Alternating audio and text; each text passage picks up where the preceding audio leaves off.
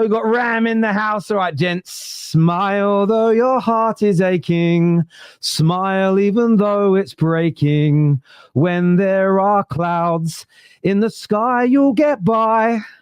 If you smile through your fear and sorrow, smile and maybe tomorrow you'll find that life is still worthwhile if you just smile. Hello, boys. Hope you're all well and good.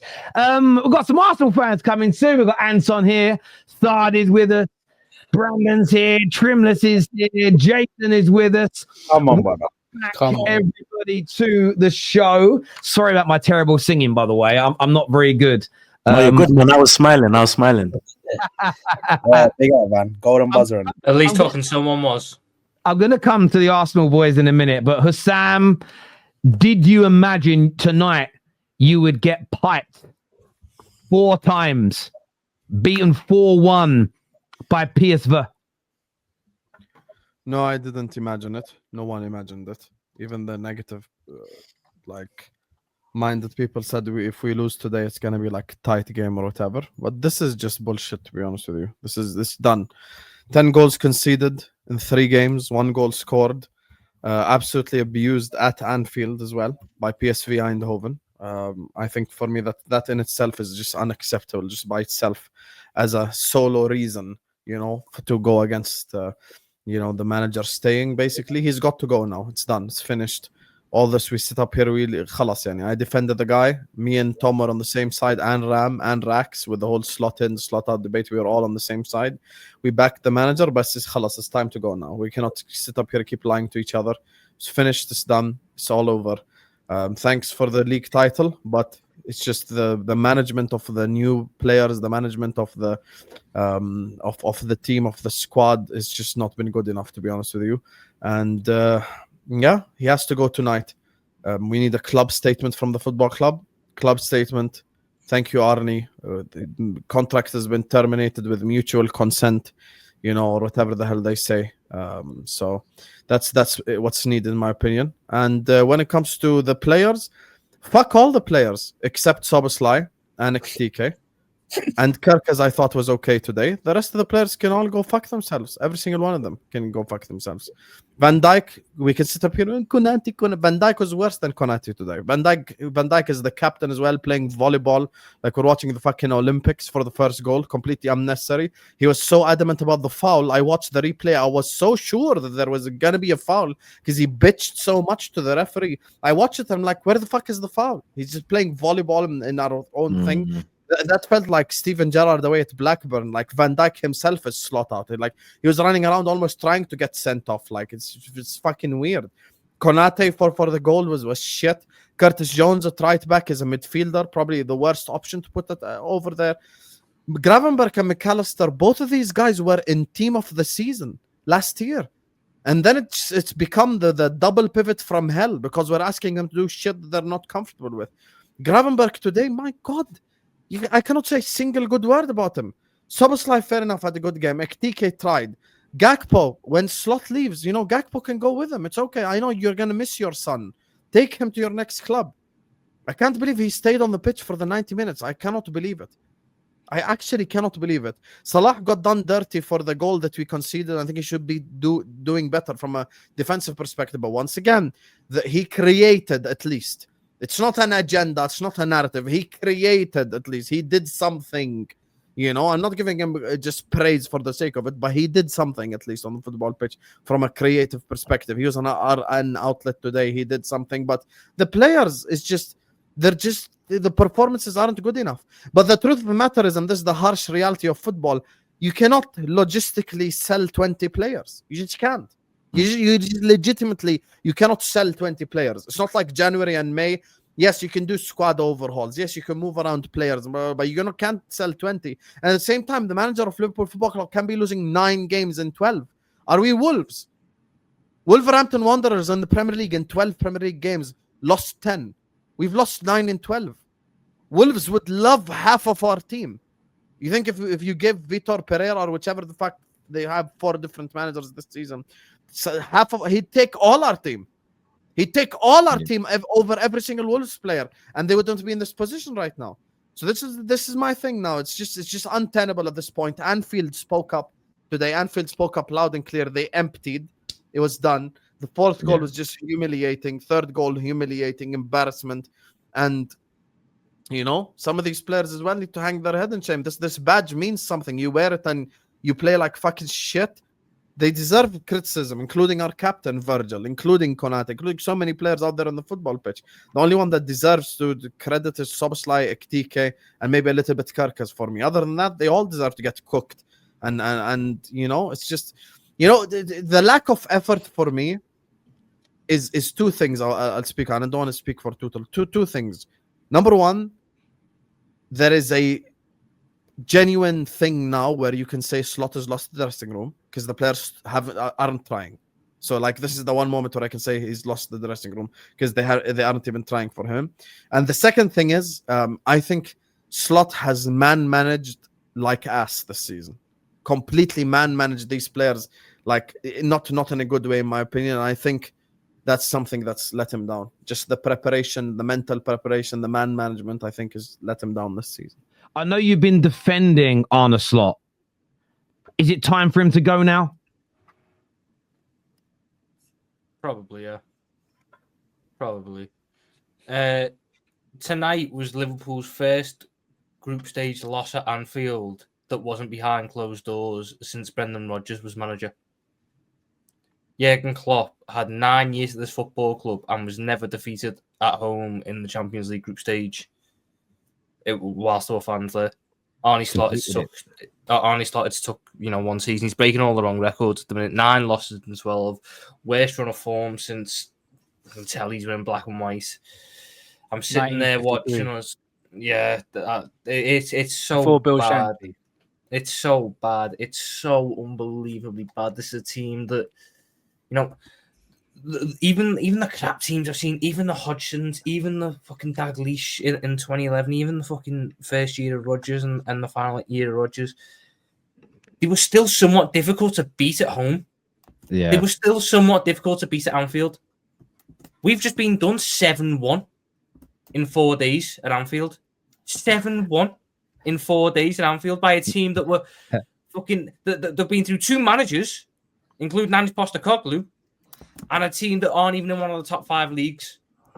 Go attacking wise, we're so slow, we're so predictable, we're so shit. Our entire game plan is to give it to wingers and then have them go on 1v1 battles, except one of the wingers has never been great at one-on-one battles, and the other one is now 34, and teams just double up and triple up on him. And then we sit there and go, fuck, why isn't it working? There's no central progression. We have a striker on the pitch to just stand there. He just stands there. He doesn't do anything. Defensively, the players can't be asked. The thing that gets me, there's no one taking responsibility. There's no one taking responsibility. That second goal especially. Their left back is allowed to run 20 yards in our half unchallenged. 20 yards in our half unchallenged. Because no one's sitting there with a pair of fucking bollocks on them going, you know what? Let me go stick one on him. Let me go and hit him. Let him know that, you can't be fucking doing that at Anfield. No, what's happening instead is we're letting teams come to Anfield and walk all over us. Arne Slot has probably, I don't have the stats in hand, but Arne Slot, I'm pretty confident in saying, has probably lost as many home games this season as Jurgen Klopp did in 4 years. Yeah, no, mate, it's unbelievably bad. And there's no, the thing is, there's no signs, there's no little sort of, well, I can cling on to that. I've at least got that going for me. This is going wrong, but I've at least got that. There's nothing to cling on to, and when there's nothing to cling on to, you've got to let it go. You've got to let it move on. I won't say anything bad about him. I won't say anything bad about Arne Slot because what he done last year is it means an awful lot to me winning me a league title. I've only seen 2 of them in my lifetime. One of them I couldn't even celebrate properly. So to give me that, to give me the end of the season, to give me that season as a whole, I have the utmost respect for him. And because I have the utmost respect for him, I can't watch him keep doing this. I can't watch what I'm seeing. 9 losses in 12 games. 9 losses. He's losing the players. And the most telling thing is he's losing the crowd. That Anfield crowd, I was there at the game on Saturday. I wasn't there tonight, but you could hear it tonight. There is a frustration and there is an acceptance that Liverpool Football Club aren't going to win football matches at Anfield. And when that starts to happen, you have to cut ties, especially. And I'm speaking on this like I've got fucking Aquilani in midfield, like I've got Jovanovic on the wing, like I've got Kyrgiakos at centre back. Don't get me wrong, they do better than what I've got at the minute. But we spent 450 million quid this summer. We gave 2 record-breaking contracts out in May. We have a squad that, for all intents and purposes, is supposed to be taking the next step. And we've taken 12 backwards. We've taken 12 steps backwards. Or 9 in 12. No, we were first last year. We're 12 now. We've taken 11 steps backwards. We've taken 11 steps backwards in the space of 5 months. And the problem, you know what? I'll hold me honest. I was guilty of this. I ignored what I was seeing at the back end of last season because the title was dropped up and I was going, I don't really care. I've got my league title. I'll just party. The signs were there. The more I go back and think about it, the signs were there. We were shit. But for large parts of the back end of last season, but we'd done so well at the start of the season, it didn't really matter. And the team chased us, Arsenal, kept fucking up the same time we were fucking up, so it didn't really matter. Now that the competitor has taken the next step forward, we decide to take 11 backwards. The problems are just massively obvious. Yeah. I'm not on about getting some world beater in. If you need to interim this till the end of the season, if you need to go get a goodwill manager, if you need to go get Stevie Gerrard, because we'll get the fans on side, everyone will respect him, he's a legend. If that's what it's got to come to, that's what it's got to come to. But I can't watch us piss this away again. I can't watch more of this. Where it's just I'm going into games knowing that we're not going to do anything. I've got a 700 million quid squad. I'm going into games going, I'm not going to win. Yeah, I totally understand where you're coming from, Tom. I do. I hear the frustration. Brandon, a big night for the pussies tonight. Talk to me.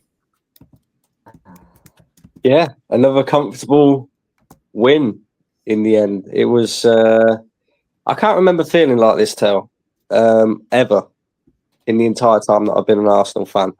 It doesn't matter who we play against now. I just go into the game thinking, yeah, I ain't scared. We can beat these.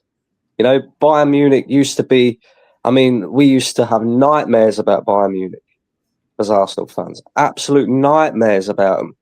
I went into tonight's game thinking, yeah, we can beat them comfortably.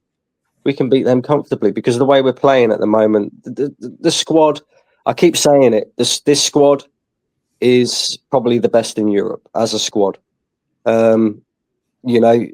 Players are performing to new levels. Players that we thought, we might have to move on from are coming in and doing the business. Madueke scored tonight. Martinelli come off the bench and scored tonight. The only sort of criticism would be with, I suppose, Myers Lewis-Skelly just didn't look at the races tonight, fell asleep for the goal. And I kind of feel sorry for him in a way because you can tell he's just simply not a defender. But aside from that, another fantastic performance. We probably should have scored more goals, if we're being honest. And for a team like Bayern Munich, who in the opening 4 fixtures of the Champions League has scored 14 goals, were the highest scorers in the competition, for us to pretty much nullify them to near on nothing is, bring on Chelsea, Tel. Bring on Chelsea. I heard a lot of Chelsea fans chatting, about how they're supremely confident that they're going to do something on Sunday. I'm not sure they'll be that confident after watching that tonight. I'm really not sure. And I hear that. I want to throw this out to you and the other Arsenal fans and the panel at large. Obviously, lots of good performances tonight. Eze, Madueke getting his first goal, Calafiori sub appearance, Saka. But another man of the match performance for Declan Rice in the middle tonight. And there was almost like an added bit of pressure with how well Enzo and Caicedo did last night. And he basically said, well, hold my beer, let me show you. And put in another masterclass tonight, which keeps the conversation going, which is great for fans. But how impressed were you with Declan Rice? He's something else, Tel. He really is something else. He plays pretty much every game. Well, he does play every game for Arsenal. And the engine that this guy has and possesses is just unreal. He doesn't stop running for the entirety of 90 minutes, and he's doing that every 3 to 4 days. Every 3 to 4 days, high intensity, quality as well, that he brings to the table. He was outstanding again tonight. But one thing I want to point out about this Arsenal team, right, is if we go back a couple of seasons ago, I mean, we could all sit here and admit now that if we kind of sat there and thought, if Bukayo Saka don't do something, if Bukayo Saka isn't scoring or isn't creating, where is it really coming from in this Arsenal side? You know, nobody's really consistent with it. But I've been quite impressed by Mourinho as well, to be honest with you, because he's kind of found his feet at Arsenal. He looked a bit dodgy when he came in, when we first signed him. But some of the balls that he plays over the top, some of the weight of pass that he can do, kind of reminds me of the sort of thing that Granit Xhaka used to do.